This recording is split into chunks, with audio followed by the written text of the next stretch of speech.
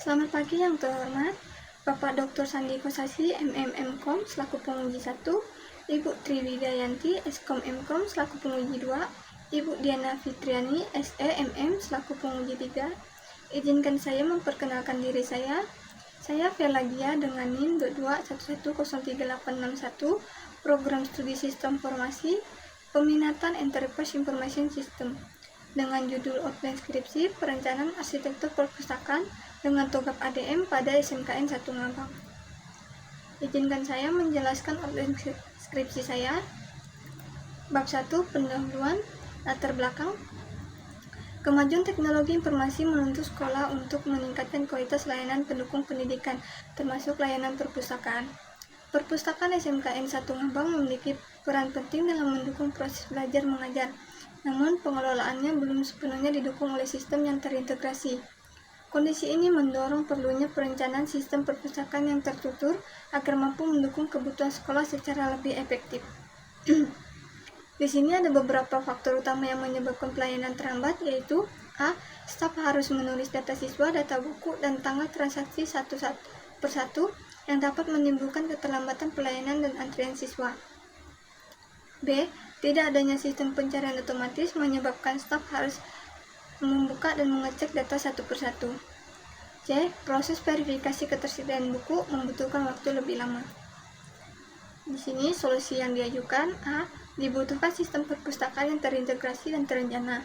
B. Perencanaan sistem tidak hanya fokus pada aplikasi, tetapi juga 1. Proses bisnis, yang kedua ada data, yang ketiga aplikasi, yang keempat infrastruktur teknologi.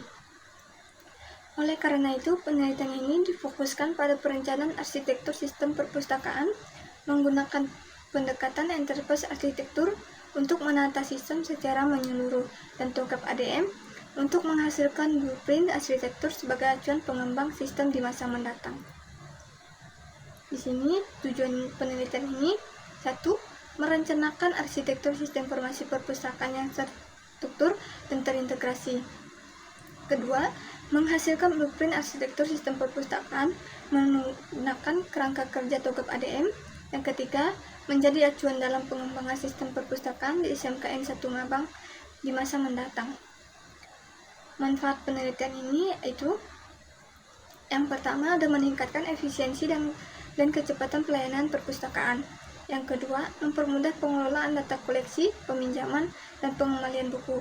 Yang ketiga, membantu pihak sekolah dalam perencanaan dan pengambilan keputusan terkait pengembangan sistem perpustakaan. Penelitian terdahulu yang saya gunakan yaitu penelitian terdahulu yang dilakukan oleh Putri Melinda tahun 2024 dengan judul Perencanaan Enterprise Arsitektur Bagian Akademik pada SMA Mujahidin Pontianak.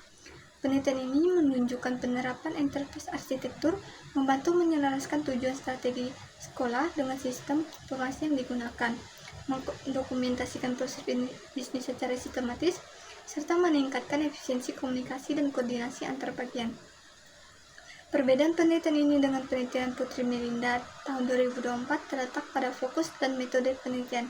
Penelitian Putri Melinda membahas enterprise arsitektur secara umum di lingkungan sekolah, sedangkan penelitian ini secara khusus berfokus pada perencanaan arsitektur sistem informasi perpustakaan menggunakan metode DSR dan TOGAP ADM untuk menghasilkan blueprint arsitektur sistem.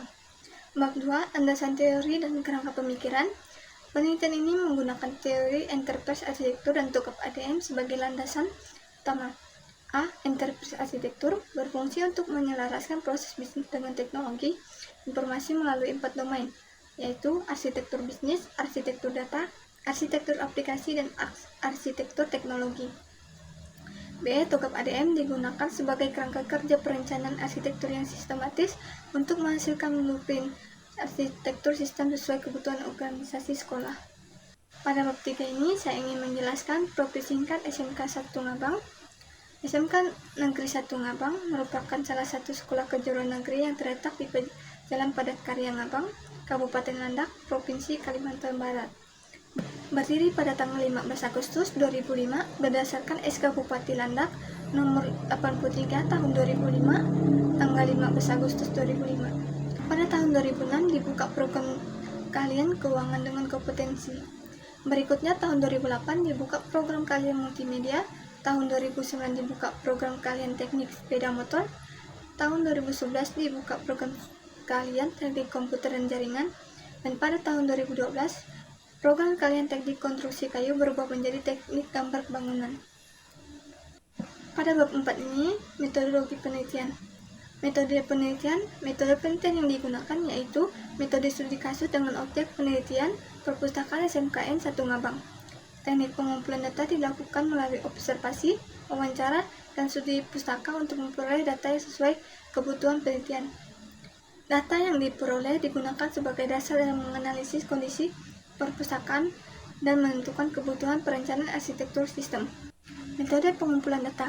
Metode pengumpulan data adalah cara yang digunakan peneliti untuk memperoleh dan memanfaatkan data dalam penelitian. Metode ini dipilih karena penelitian berfokus pada pemahaman proses yang berjalan di perpustakaan SMKN 1 Ngabang, seperti pencatatan koleksi, peminjaman, pengembalian, dan pengadaan buku yang masih dilakukan secara konvensional. Jenis data yang digunakan terdiri dari A. Data primer, diperoleh melalui wawancara dengan staf perpustakaan dan observasi langsung untuk mengetahui alur kerja serta kondisi sistem yang sedang berjalan. B. Data sekunder, diperoleh dari dokumen dan arsip perpustakaan seperti struktur organisasi, buku pencatatan, peminjaman, dan pengembalian, serta dokumen pendukung lainnya. Daftar pustaka penelitian ini menggunakan beberapa buku sebagai referensi utama, yaitu sebagai berikut. 1. Konsep sistem informasi. 2. The Concept of Enterprise Architecture from Theory to Practice. Yang ketiga, Enterprise Architecture Planning. Yang keempat, Model Enterprise Architecture. Yang kelima, Enterprise Resource Planning. Yang keenam, The Open Group Standard. TOGAF Standard Version 9.2. Sekian, terima kasih.